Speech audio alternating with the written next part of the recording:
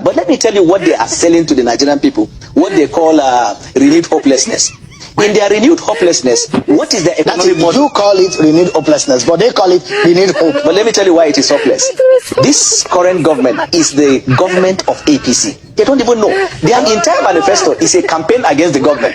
And a kingdom divided against itself cannot stand. Because the man who is running now for APC does not even know half of what Buhari knows about government or national security. If you have the time, I will tell you more about what they are campaigning with as an agenda or as a rhetoric that he did well in Lagos. I will tell you, between 1999 to 2007, if you take out context, he actually performed worse than some governors in Nigeria, because the Lagos that they say he did, he improved the revenue, he only collected tax. All the infrastructure needed for a state or in fact a country to develop was on ground. Lagos used to be the Nigerian national capital. Before Nigeria was formed, Lagos was a colony. You have all the infrastructure for economic development. As what you didn't establish them. There was seaport, there was airport, you have commercial activity, all the embassies are there, so transaction with foreign envoys is in Lagos, all the hotels are there, headquartered in Lagos, all the banks are headquartered in Lagos, all security apparatus, every facility and infrastructure for economic development was in Lagos. He didn't bring them.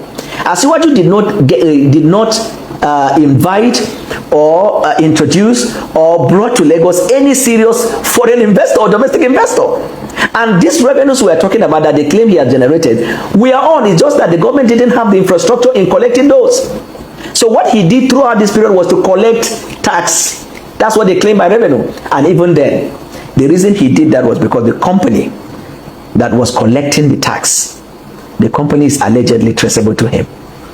So if you pick a man on the street and you tell him, I want you to collect tax in a given area, your percentage is 30%, he will be optimal. He will be highly effective. This is the summary. But let me tell you what he did in Lagos. One, he attempted to destroy democracy. He wanted to introduce what we call monarchical democracy. A democracy that is not reflected by the will and wishes of the people, but reflected by the choice of a man, and people should run around it. Your boss, President Tinubu. He's been on the political scene in Nigeria for decades, first as governor of Lagos and now as president since 2023. He's a very rich man in a very impoverished country, and there's a lot of mystery as to where he got his wealth, estimated to be in the billions of dollars. What do you say to people who highlight allegations against him of, quote, massive corruption and misappropriation of funds? That's their opinion.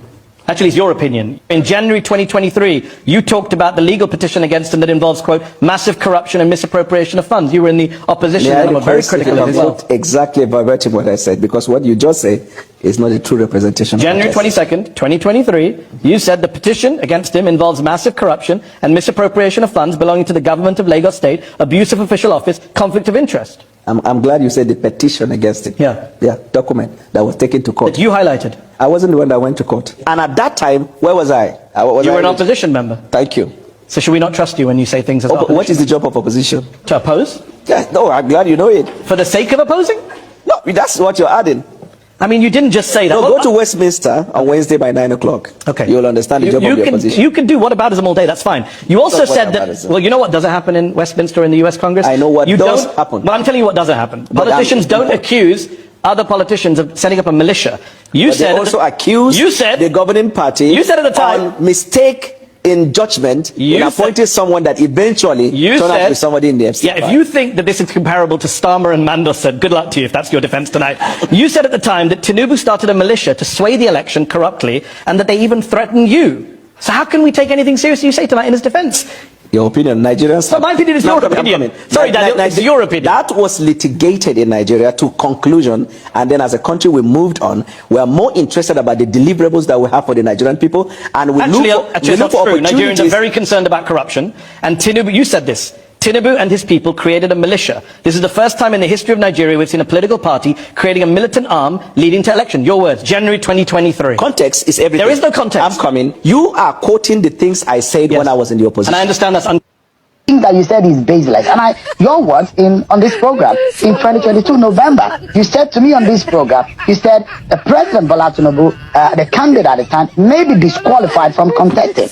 You went further to say there is still a cloud around drug-related offenses and drug-related activity. And the quote, that's Daniel Bwala talking to me right here on this program. You also said Bola Tinubu had a questionable character. Those are the things you said right on this program. And now you think that all of those things that you said for Atiku, it don't matter any longer. You know why I smiled? The joblessness of the opposition, it seems they have carried you in that bus.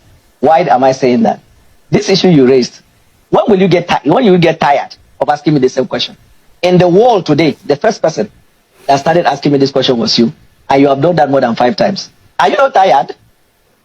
They are completely inconsequential to what is happening. Bwala, come and talk about the credibility of the letter. You people say President Trump lauded Tinubu. The question that should arise after, whether it is true or not, or to what extent have you been lauded? But now we have taken almost 10 minutes. And I know the time you have here. Because I've understood the Nigerian media very, very well. I know they prepared again to follow their trend. Ask me the question that you want to find out about the letter. As for the opposition, allow them to keep lazying about. Nigerian people want to hear tonight what is happening to their lives. Will you kindly answer the question that I asked you? You said at that time that those things that you talked about are now baseless. Are you saying everything you said at that time we should discontinent? Nigerian people tonight want to know what is happening with their economy, with their education, and most importantly with security. And we have made substantial progress. First time in Nigeria's history, where the leadership of the President Bola Tinubu, brought about a very strong collaboration. You're not answering my questions, Mr. Bwala. The question, I've asked you, before we get into that matter, I've asked you, with this particular matter that I asked you, you said it's baseless. That means all the things you said to me in November and the rest of the time in 2022 are baseless and lies. Yes, they are not lies. They are well, ordinarily, I wouldn't have replied to what Daniel Bwala said because he's one of my constituents. I can describe him aptly as an empty drum making noise around Abuja. I just pray that they will give him something because he's trying to get something to survive on after being a failed lawyer in Abuja. And you know, he came one time, and you yourself, you know who Daniel Bwala is. I don't need to tell you. Daniel Bwala is just a mad dog who barks at even the owner. Bwala can only be useful in attacking people. But it is not going to be beneficial because when you know it's a mad dog that bites you or barks at you, as I said, if you're sorry for a mad dog, that's the word of Peter Tosh, it can turn around and bite you. Daniel Bwala can only be a political liability to the president.